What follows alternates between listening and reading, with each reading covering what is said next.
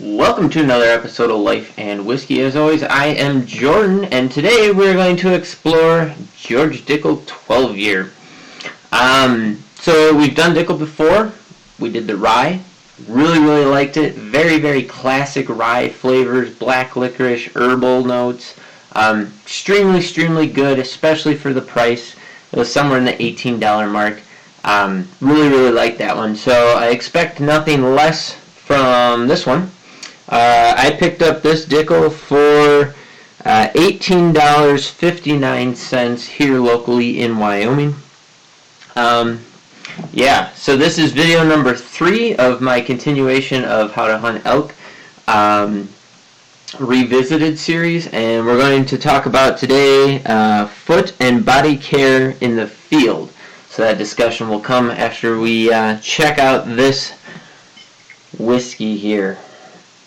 So, I'm actually kind of excited to get into this. I think it'll be quite delicious, just judging from what the other George Dickels have brought to the table.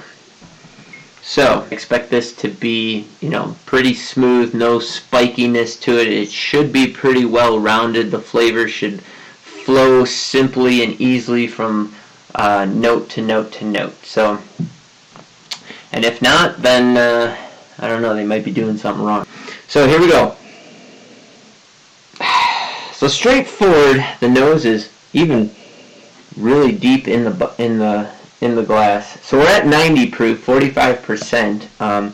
It's not extremely high, but it's slightly above the 80 proof budget territory here. But very light on the nose. Light and floral, a hint of apple, some honey.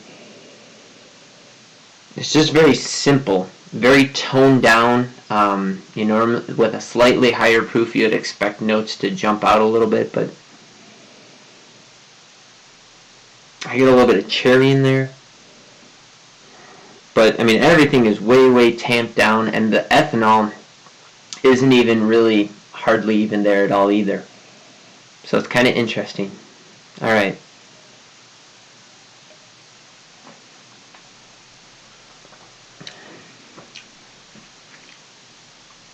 Very honey flavor with a hint of the sweetness.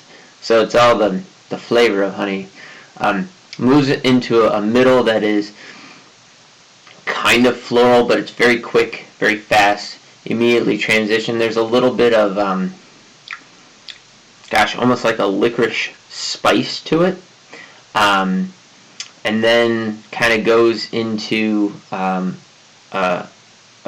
green apple flavor in there, and all those middle notes are just like boom. They're very quick, very fast.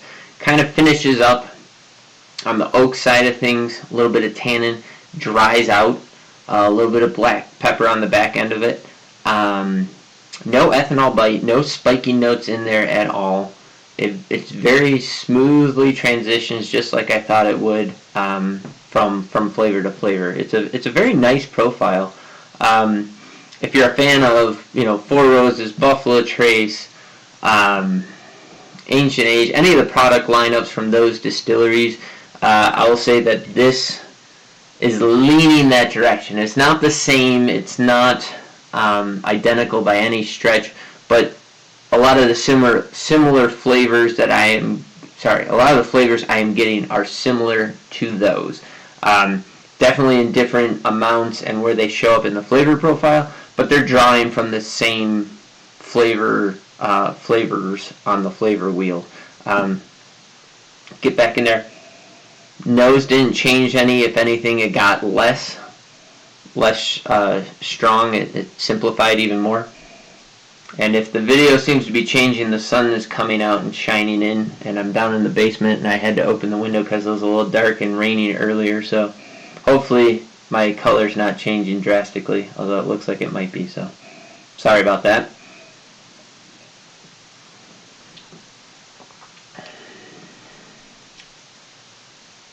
Okay, so on the second taste, all of the flavors really simplified. It went floral, front to the finish, and then the finish went sweet for a brief moment, then dry and oak, and then gone. Everything simplified.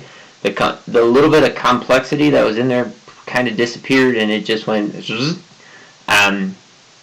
Still really, really good. Really, really easy to drink. I would say this and Ancient Age are fairly close to each other in flavor, so something to think about. So there you go. George Dickel 12-year, $18.59 here in Wyoming. Drop in the comments below what you can find it for in your area and what your thoughts are on it if you've had it before. So with that, today's discussion, foot and body care in the field. So remember, we're talking about first-time elk hunters, first-time people out in the mountains who may not have any experience with hiking in the mountains or anything like that. And one of the things, I do a lot of solo hunting, and because of that, I feel like I have to pay extra attention to what I'm doing. Hopefully through all these videos, you're picking up that it is the small details. Pay attention to the small things while you are elk hunting. They will be the big things in the end.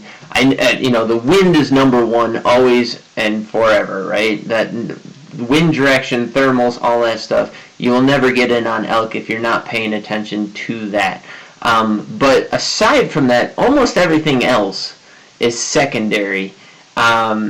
It doesn't matter as much. Your gear doesn't matter as much as long as it's tuned up and ready to go, and you're able to utilize it to its full capacity.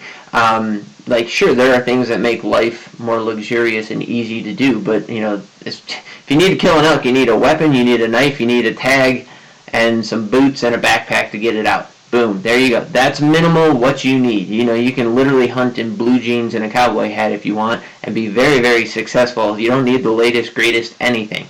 But it's the small details, when you draw back. Are you actually looking through your peep sight while that elk's standing in front of you? I know I've seen videos on YouTube where people are shooting, and I know for a fact that they were not looking through their peep sight. They weren't even looking at their pins. They were just literally looking at the elk and then decided to loose a shot, and they go, oh, I missed by like a foot and shot over the back at 20 yards. It happens. So paying attention to the details really, really matters, especially when opportunities are few and far between and very hard fought to obtain. So that's what all the information I'm sharing is about.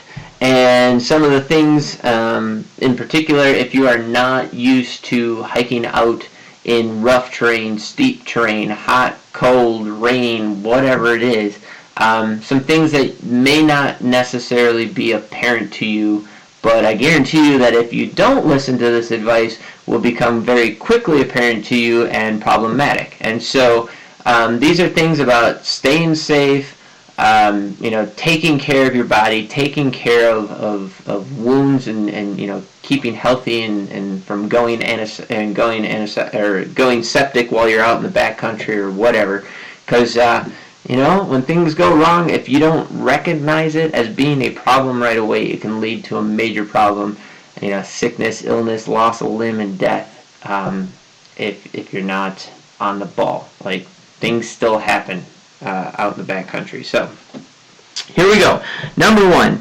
Yep, there you go. Number one is bringing antiseptic wipes or a way to clean your wounds. So you are going to get wounds, at least if you're clumsy like me. I get scratches, cuts, scrapes, whatever on my hands, on my shins. Last year when I was hunting with my wife, stepped over a log and a branch that was buried in the grass. Had a little L limb sticking out. Apparently I stepped on that and I kicked it up, and it caught me square in the shin so hard that I had a bruise for like 4 weeks after that. I drew blood, scratched my skin, whatever. And I'm pretty cautious when I'm walking through the woods. I'm always looking down, and hopefully you are too. You should be looking down where you place your foot, look up, see what's around you, what dangers are coming, what animals are there, whatever, so on and so forth. You should be moving very methodically through the woods. And you'll get faster and better at it the more you do it. But where I was going with all that is it's very easy to break your skin, open yourself up, You step wrong off of a log and a branch shanks you in the butt or the back or the leg or your arm, or you're just walking past brush and it scrapes you, or thorns, or hundreds of hazards out there, and it most certainly shouldn't scare you off, but you need to be clean. You're going to be sweating. There's dirt. There's whatever. To have some alcohol wipes or something, and at the end of the day just wipe down wounds. If you really, really gash yourself, cut yourself with a knife or a broadhead, or puncture yourself or whatever, take 2 minutes out of the time, stop the bleeding, clean out the wound really good, and move on. Just bringing some soap with you. You can use water and clean out a wound if you have to, but antiseptic wipes, great way to go. I highly encourage that you bring some.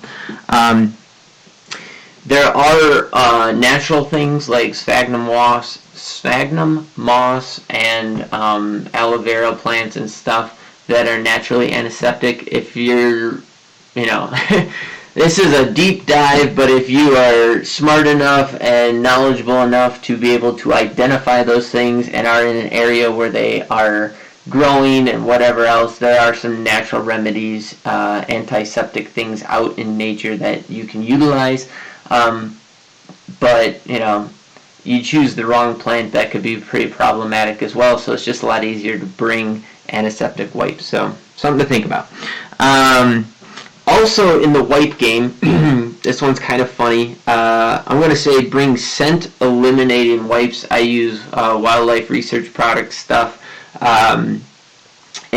So wipes and deodorant. And it's not for the reasons that you think.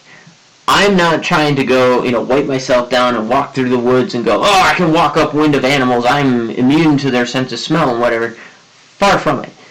You're never going to beat their nose, no matter how much crap you douse yourself with. The first 10 steps on the side of the mountain, you're going to be dripping wet with sweat and stinking and whatever else. That's not why I'm recommending bring this stuff. I'm recommending to bring this stuff so A, you can stand to be around yourself and your friends don't bury you in the hillside somewhere because you stink so bad. Especially nowadays, synthetic clothing, it stinks like crap within minutes if it doesn't already have an antimicrobial property to it, right? So wool is naturally antimicrobial. Things that are made with like bamboo or silver thread or any of that kind of stuff, they have some antimicrobial properties to them, which are great, and it definitely keeps down on your stench. But your pits, your crotch, your feet, they're going to stink pretty bad in short order, no matter what. And so, just for yourself, like if you stink a lot, if you can smell yourself, everybody and everything can smell you as well. So, at the end of the day, you take some wipes, you give yourself a little wipe bath. If you have access to fresh water, a creek or whatever, great, go kind of hose off a little bit, cool yourself down, wipe away the bacteria and stuff. But the scent-free deodorant, not scent-free, but the scent-eliminating deodorant, in my experience, it works really well. It keeps my pits from stinking too bad and keeps me from stinking too bad. And for your own benefit, when you're crawling into a sleeping bag, it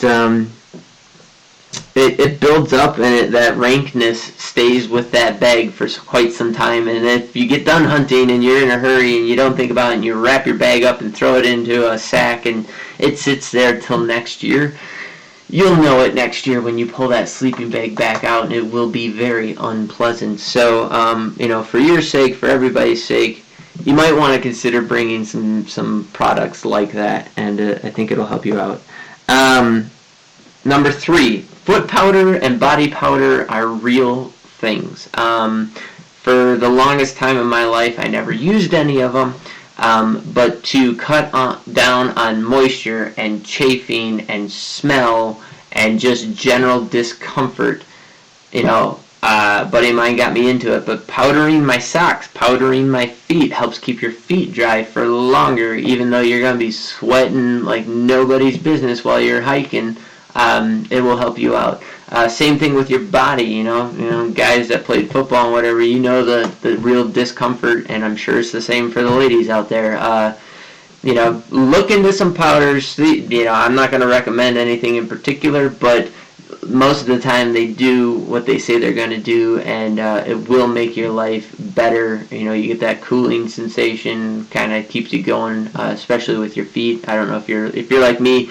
My socks are sweated out, 10 feet from camp. So I know it's gross, but it's just a reality. So something to think about. Gaiters, another thing that I didn't really learn about until I moved out west. Gaiters, buy a pair. You can buy a $15 pair on Amazon.